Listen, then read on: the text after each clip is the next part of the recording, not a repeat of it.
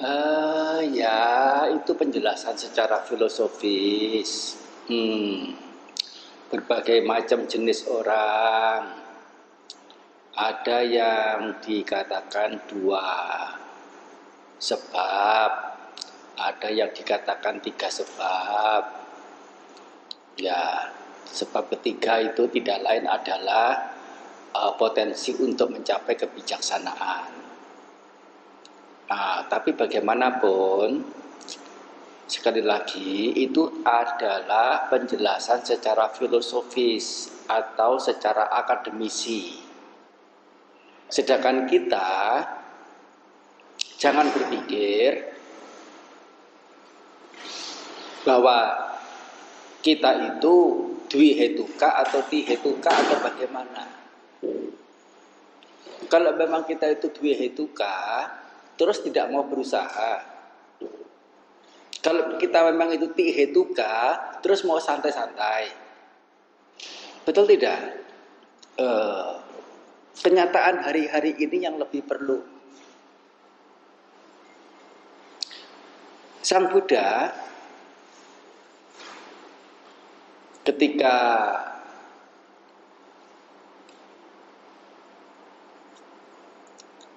beliau sebelum mencapai kebudaan,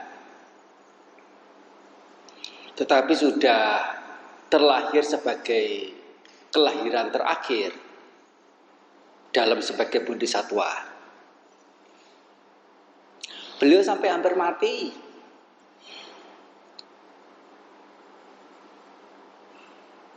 Beliau kalau dikatakan tihetuka, kurang tihetuka apa? Ya, dan tidak ada satupun yang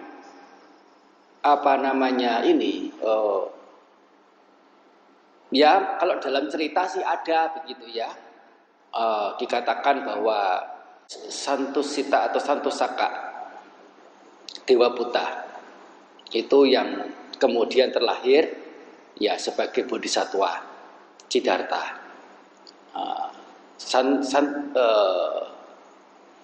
Santusaka ya Dewa Buta tidak lain ya bodhisattva yang tinggal di surga Tusita.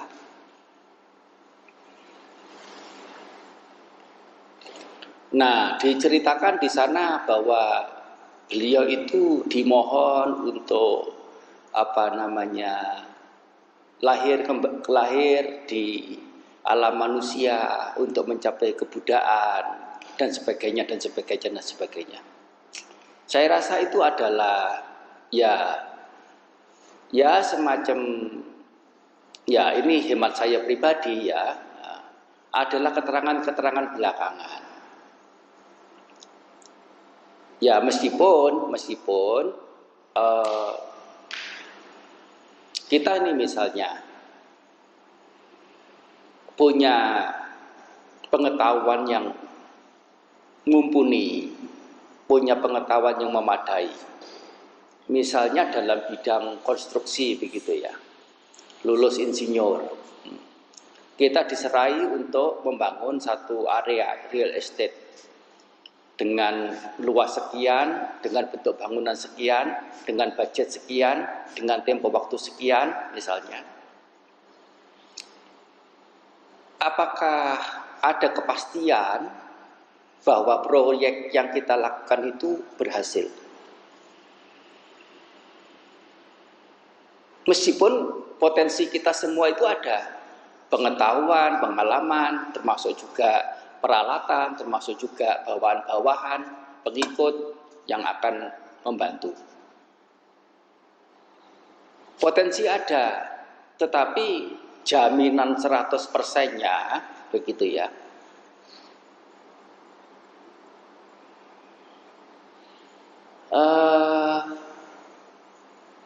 Ya kalau misalnya untuk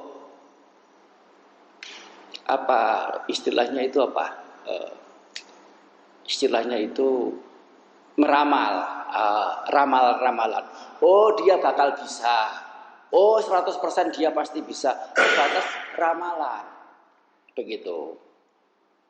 Ramalan berdasarkan kemampuan, potensi apa yang seseorang itu miliki, oh dia bakal bisa, saya jamin misalnya. Nah, tapi itu tidak lebih dari tidak lebih dari urusan peramalan, meramal, begitu. Pada kenyataannya bagaimana? Kalau sang Buddha itu sudah ditakdirkan untuk menjadi Buddha, sewaktu menjadi bodhisattva itu, ongkang-ongkang kaki di istana saja. Betul tidak? Begitu loh. Dan beliau hampir mati. Kalau beliau ditakdirkan dan beliau tahu akan menjadi Buddha, begitu ya, ongkang-ongkang kaki saja untuk apa? Praktik yang dikatakan itu penyiksaan diri sampai hampir mati, begitu.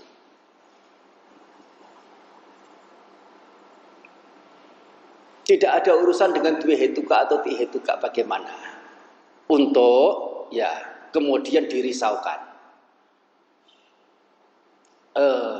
Belajar abhidhamma bukan semakin damai tapi semakin risau.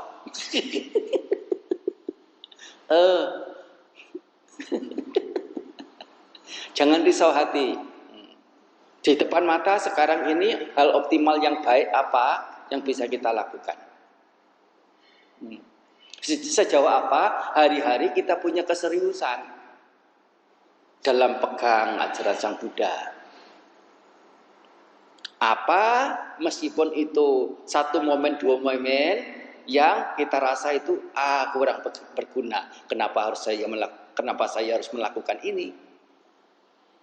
Tapi kenyataannya bukan satu momen dua momen, 1000-2000 momen.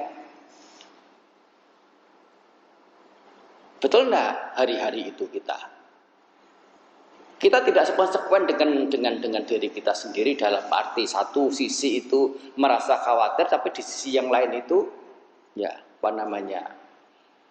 masih terjebak dengan hal-hal yang kurang perlu, yang kurang ideal untuk dijalankan, untuk diraih. Jadi itu saja ya.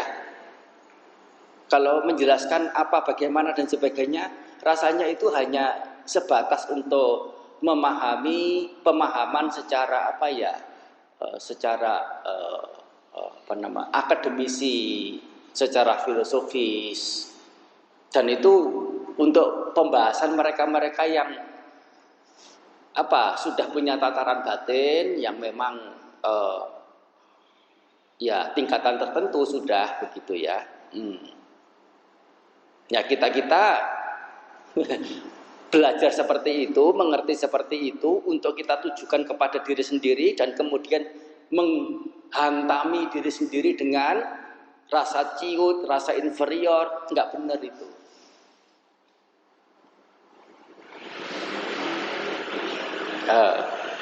Di tingkatan apapun kita, ada beberapa orang yang merasa aku kok kurang banyak ya dari sisi nilai-nilai bajikku,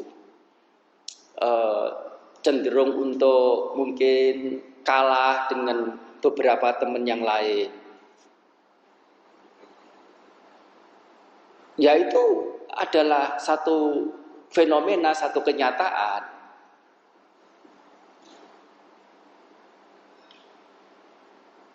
Dan semuanya itu variatif. Meskipun pada satu sisi seseorang itu merasa inferior, di sisi yang lain begitu ya, satu ketika dia juga merasa superior ketika melihat sisi kanan kirinya itu ternyata jauh di bawah dia. Coba merenung gini ya, ketika lihat semut, lihat jentik-jentik, lihat nyamuk, kapan ya mereka itu mencapai kesucian?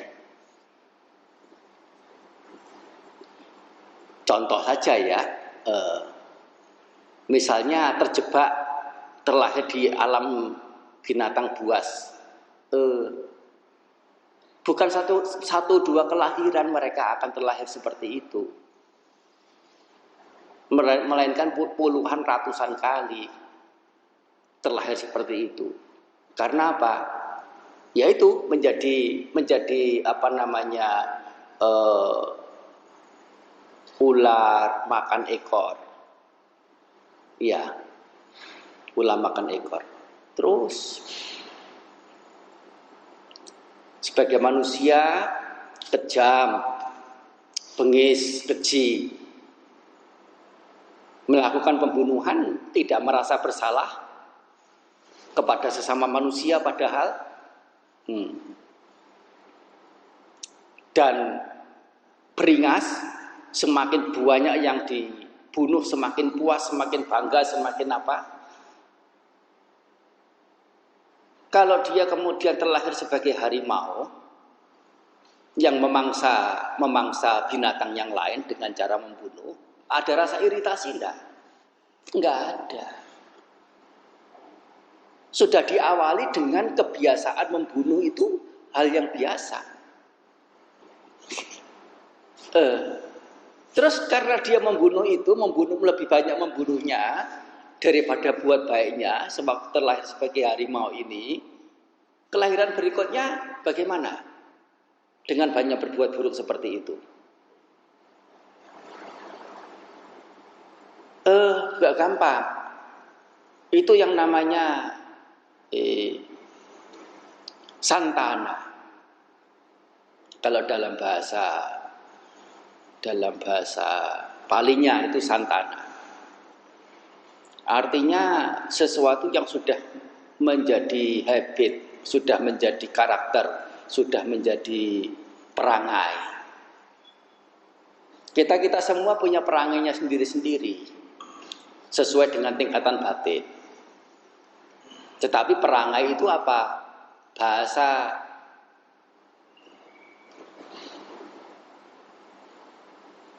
Bahasa apa namanya ini? Bahasa ilmiahnya itu namanya habit. Bahasa Inggris lah namanya habit. Habit itu dari apa? Ya dari perbuatan yang sering-sering, ya toh?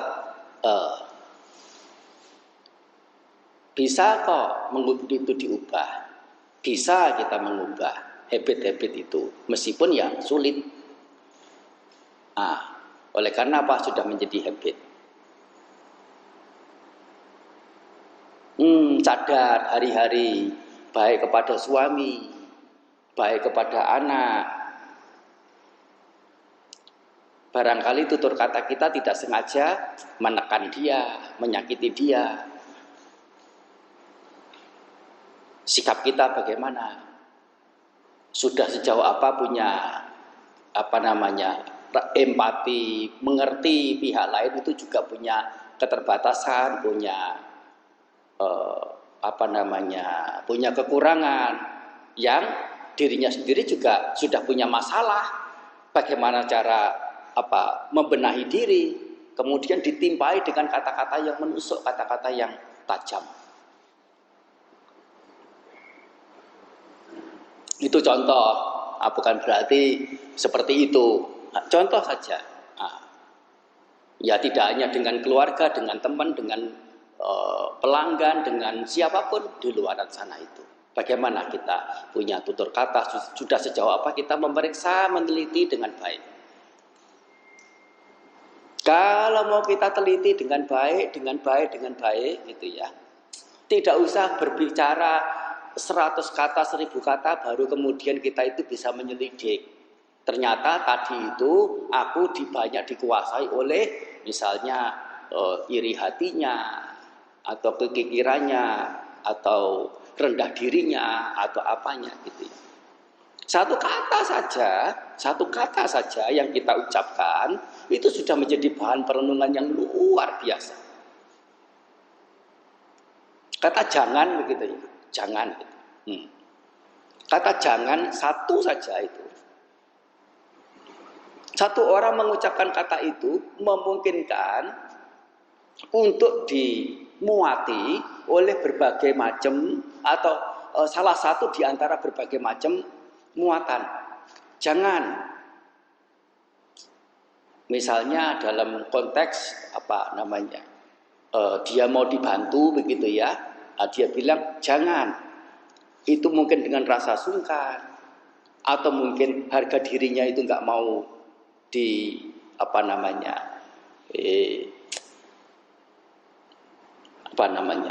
diacak begitulah sama orang, dirusak sama orang. Muncul ketinggi hatinya, muncul gengsinya. Satu kata jangan. Jangan mungkin karena ya sebab-sebab yang lain, tidak mau utang budi. Jangan apa, banyak sekali kemungkinan-kemungkinan. Tetapi yang diucapkan hanya satu kata saja, jangan. Itu hanya satu kata. Setiap momennya itu bagaimana? Apa yang menyertai, nilai-nilai apa yang menyertai dalam kata-kata yang kita ucapkan itu sudah menjadi bahan renungan bahan pelatihan yang luar biasa. Sejauh apa kita sebelum berucap sudah menyelidik, sudah mencermati, sudah meneliti, ini didasari dengan apa ya aku mengucapkan kata ini, dengan nilai baiknya atau dengan nilai buruknya. Kalau nilai buruk jenis apa ya? Kalau nilai baik, nilai baik jenis apa ya? Sudah sejauh apa? Itu adalah bagian dari pelatihan. Dan sejauh apa hari-hari kita sudah meneliti seperti itu rupa.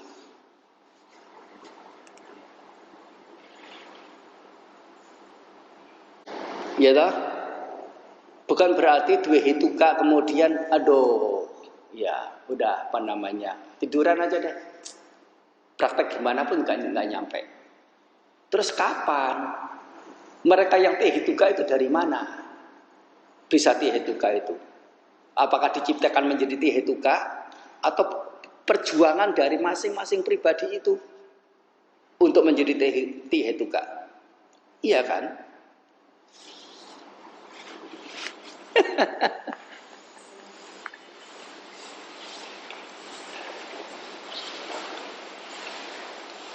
Nah, Anda mudana ya. Sapitiyo vivacantu sabda rogo vinasatu